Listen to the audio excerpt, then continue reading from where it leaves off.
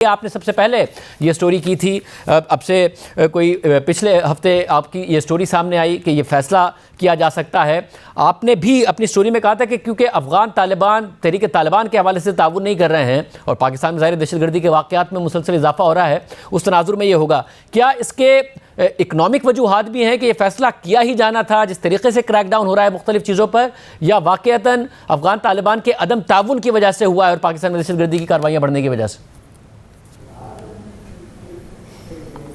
دیکھیں، بہت شکریہ شاہزیب۔ ملٹیپل اس کے فیکٹرز ہیں۔ ایک جو فیکٹر آپ نے خود بتایا کہ اس فیصلے کو اس تناظر میں دیکھنا چاہیے کہ جو اس وقت پاکستان اور افغان طالبان کے درمیان تعلقات کی نوعیت ہے اور یقینی طور پر تعلقات کشیدہ ہیں، اور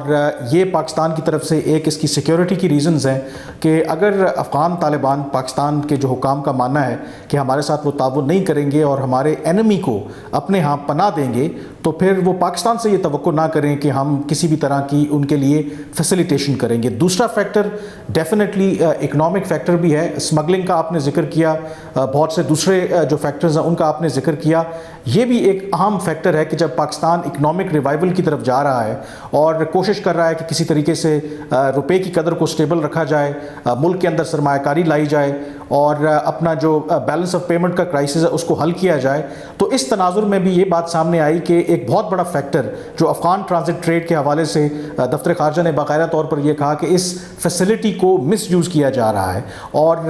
بالکل آئی تھنک یہ دونوں فیکٹرز، سیکیورٹی کی وجوہات، ایک افغان حکومت کی طرف سے وہ وعدے پورے نہ کرنا، کالعدم تحریک طالبان پاکستان کے خلاف کارروائی نہ کرنا، اور دوسرا جو فیکٹر ہے وہ اکنامک فیکٹر ہے۔ اور اس کی ایک مثال یہ بھی ہے کہ اگست 2021 سے جب غیر ملکی افواج کا انخلاء ہوا افغانستان سے، اس کے بعد بھی ایک بہت بڑی تعداد میں جو افغان شہری ہیں وہ پاکستان داخل ہوئے۔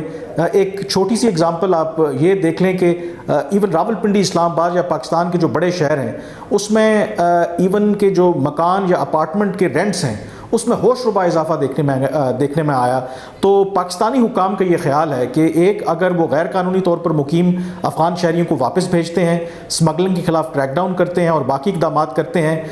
اس سے ایک تو پاکستان کے جو سیکیورٹی کی جو سچویشن ہے وہ بہتر ہوگی، اور پھر جو اوور آل جو اکنامک سچویشن ہے اس کی ریوائول کے لیے بھی ایک پازیٹیو امپیکٹ آئے گا۔ مجھے کامران یہ بھی بتائیے گا کہ اس پر ہوم ورک کتنا ہوا ہے؟ کہ ظاہر بہت بڑی تعداد ہے، آپ نے اپنی سٹوری میں تقریباً 11 لاکھ بتایا، اس سے بھی زیادہ بڑا نمبر سرفراز بگٹی صاحب کہہ رہے تھے کہ جی اگر آپ نہیں گئے اور ٹائم بہت کم دیا ہے تو پھر آپ کو ڈیپورٹ کیا جائے گا۔ کیا مکمل ہوم ورک ہوا ہے اس حوالے سے؟ کیونکہ بہت بڑی تعداد ہے کہ اگر اس پر عمل درآمد کیا جائے۔ دیکھیں، جہاں تک ہوم ورک کی بات ہے، بالکل آپ ٹھیک کہہ رہے ہیں کہ پہلے جو وفاقی کابینہ نے یہ پالیسی کی پہلے منظوری دی تھی اس میں 11 لاکھ کا نمبر آ رہا تھا، اور آج جو ایپکس کمیٹی میں اور وزیر داخلہ نے جو نمبر دیا وہ 17 لاکھ کی بات کر رہے ہیں کہ 17 لاکھ ایسے افغان شہری ہیں جو پاکستان میں غیر قانونی طور پر رہ رہے ہیں۔ تو ان کی ہوم ورک کے لیے آئی تھنک میری کچھ جو پاکستان کے حکام ہیں، خاص کر کے جو ریٹائرڈ کچھ لوگ ہیں جو اس معاملے کو ڈیل کرتے رہے ہیں، وہ تھوڑا سکیپٹیکل ہیں۔ ان کا خیال ہے کہ یہ پاکستان کا جو ڈیسیجن ہے، لگتا یہ ہے کہ ہم ایک ریئیکشن کے طور پر دے رہے ہیں، ایک رد عمل دکھا رہے ہیں۔ مثلاً جو پاکستان نے فیصلہ کیا ہے کہ 1 نومبر سے اب صرف پاسپورٹ یا ویزا جو ہے اس کے بغیر کسی بھی افغان شہری کو پاکستان داخل نہیں ہونے دیا جائے گا۔ ان کا یہ کہنا تھا کہ ہزاروں کی تعداد میں روزانہ کی بنیاد پر جو افغان شہری ہیں اور ایون پاکستان سے بھی لوگ، خاص کر کے جو چمن بارڈر کراسنگ ہے افغانستان جاتے ہیں، وہاں پہ ان کے کاروبار ہیں، تو اگر 1 مہینے کی ڈیڈ لائن جو پاکستان نے دی ہے، کیا پاکستان نے وہ انفراسٹرکچر انٹرنیشنل بارڈر کراسنگ پر اسٹیبلش کر لیا ہے کہ وہاں پر لوگوں کو فیسیلیٹیٹ کرنے کے لیے اگر آپ فوری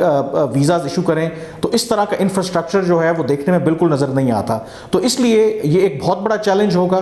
پالیسی ڈیسیجن بے شک لیا ہے حکومت پاکستان نے، لیکن اس کو امپلیمنٹ کرنا، یعنی کہ 17 لاکھ لوگوں کو آئیڈینٹیفائی کرنا، ان کو گرفتار کرنا، پھر واپس افغانستان بھیجنا، اور دوسرا پھر 1 ڈاکیومنٹ رجیم جو ہے اس کو امپلیمنٹ کرنا ان دی ایبسنس آف، کہ جب آپ نے کوئی انفراسٹرکچر نہیں بنایا، یہ آئی تھنک بہت مشکل کام ہوگا۔ لیکن I think at this stage جو میرا اپنا خیال ہے، جو میری اپنی سینس ہے، ان سارے اقدامات کا مقصد جو ہے وہ افغان طالبان کو ایک واضح پیغام دینا ہے کہ آپ انتخاب کر لیں، یا تو آپ کالعدم تحریک طالبان پاکستان کو اپنے ساتھ یا پھر پاکستان کے ساتھ تعاون کریں. اگر آپ ایسا نہیں کریں گے تو پھر اس طرح کے جو اقدامات ہیں وہ پاکستان لینے پر مجبور ہوگا.